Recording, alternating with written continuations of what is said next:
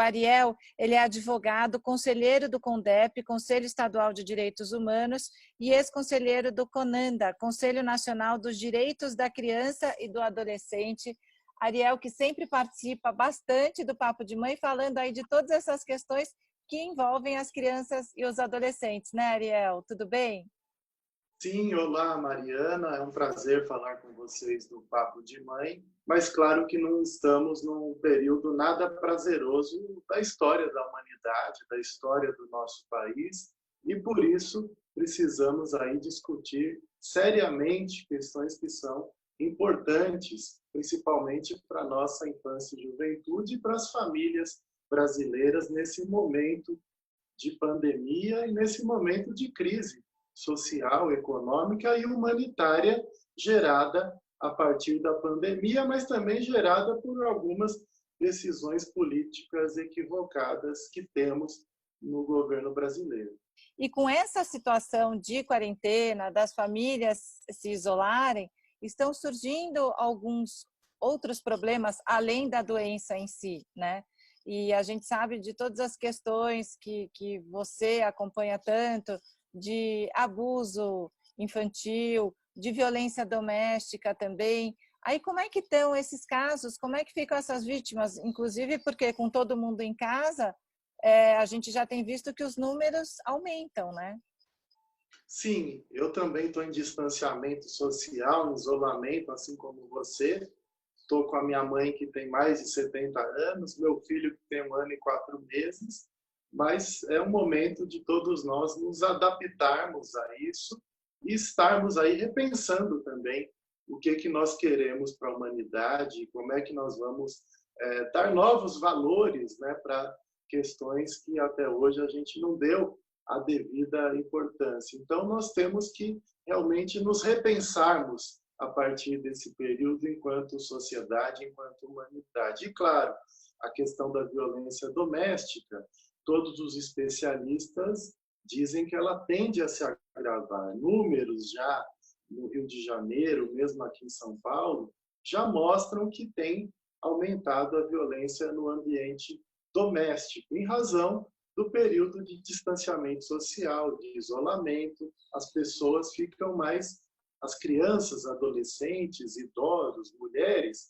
acabam ficando mais subjugados aos agressores, que estão o tempo todo dentro de casa e que levam em conta também que os serviços de proteção não estão funcionando da forma que estavam anteriormente, até porque os serviços estão no regime de plantão.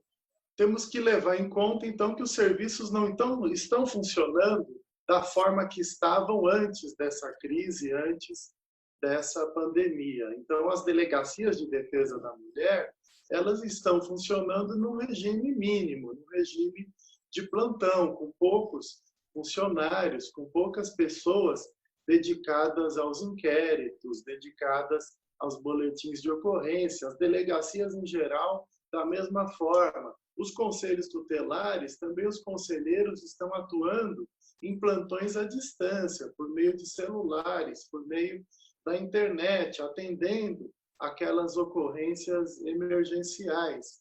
E Mas também... é até importante que é importante pelo menos que as pessoas saibam que existe algum serviço de emergência, né? Que em casos aí de violência é preciso fazer essa denúncia, mesmo que seja dessa maneira, pelo WhatsApp, pelo celular, não é, Ariel?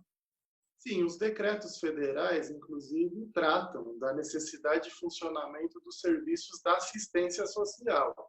Dentro da política da assistência social, os centros de referência especializados da assistência social devem atender crianças, adolescentes, mulheres, idosos vítimas de violência. Então, esses serviços devem estar funcionando, por exemplo. Agora, os serviços também de call center, principalmente esses de emergência, o 180 das mulheres, o Disque 100 para denúncias relacionadas a crianças e adolescentes vítimas de negligência, de violência, de maus tratos, esses números continuam funcionando.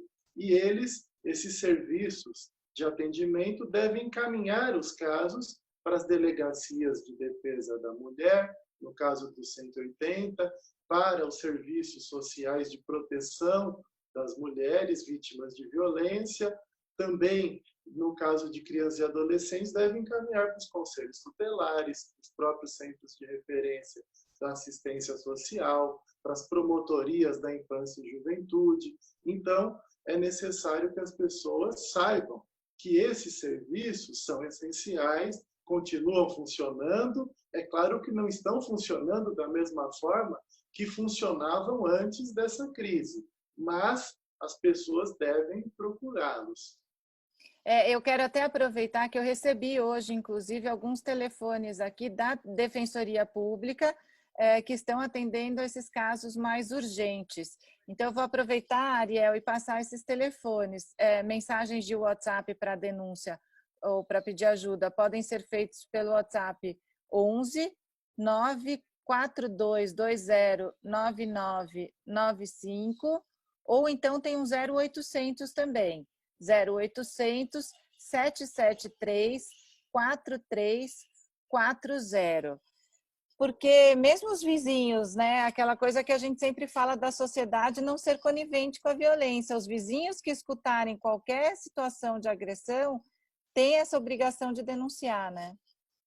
Exatamente. Nós temos o crime, inclusive, de omissão de socorro. Se uma pessoa está numa situação de risco, principalmente as pessoas mais frágeis, mais vulneráveis, elas devem ser socorridas. Então, todos nós temos o dever de agir, sob pena, inclusive, de sermos aí processados, de respondermos criminalmente pela omissão. E uma outra questão também, Ariel, com isso do isolamento, né, são as crianças, filhos, aqueles que são filhos de pais separados. Como é que fica a guarda nessa situação de quarentena? Sim, esse é um assunto importante. E, em alguns casos, até tem pessoas que, ao bem dos filhos e dos idosos, de alguma forma estão se separando dos locais em que moram. Então, para proteger o filho ou para proteger os idosos, tem pessoas que também estão se reorganizando para que um possa trabalhar, o outro possa ficar em isolamento com as crianças, ou também dedicado ao cuidado com idosos da família. Então, as pessoas estão se reorganizando. É importante bom senso nesse momento. Nós já temos um problema gravíssimo na nossa sociedade, no nosso país, no mundo. Para que vamos criar outros problemas em razão, muitas vezes, de questões que são menores, questões que são interesses individuais? Chegam determinados momentos que nós temos que abrir mão dos nossos direitos, de alguns dos nossos direitos, interesses individuais, em nome da coletividade. No caso agora, em nome da saúde pública, em nome também daquelas pessoas que estão mais vulneráveis, que estão mais em risco, no caso, por exemplo, dos próprios idosos. Então, é necessário que as pessoas se reorganizem. Então, o genitor ou genitora que está menos exposto a risco, que tem mais condições de ficar em casa com as crianças, esse deve ficar. E tentar suprir as visitas, os contatos com a criança, igual nós estamos fazendo aqui agora, por meio da internet, por meio de videoconferência, através do telefone. Então, é necessário se pensar nisso. E está com base exatamente no Estatuto da Criança e do Adolescente. De evitar também ficar transportando muito as crianças, levando de um lado para o outro, cada dia numa casa, cada dia com uma visita. Então, é necessário que nós tenhamos compreensão do momento excepcional que estamos vivendo. Então, quer dizer, se as crianças moram com a mãe e passam um fim de semana assim, um não com o pai, ou as quartas-feiras com o pai, que são os casos mais comuns aí, nesse momento é melhor não ter essa transição de espaços, né? Exatamente. Precisamos dizer que temos que descumprir essas decisões judiciais que estabeleceram a própria guarda compartilhada, os acordos consensuais. Eles precisarão ser descumpridos de alguma forma, exatamente para garantir a proteção das crianças e adolescentes. E é só com isolamento, com distanciamento social que nós vamos prevenir, porque não tem vacina e não tem remédios que deem conta da cura total dessa doença introduzida pelo vírus. Então, é necessário que as pessoas fiquem em casa, mas os governos precisam garantir minimamente que essas pessoas sobrevivam, subsistam, através de políticas sociais, através de renda mínima, através de isenção de taxas de gás, de luz, de água, alimentação escolar. Muitas crianças no Brasil, e não só no Brasil, no mundo, isso é uma preocupação da ONU, elas vivem das refeições da escola.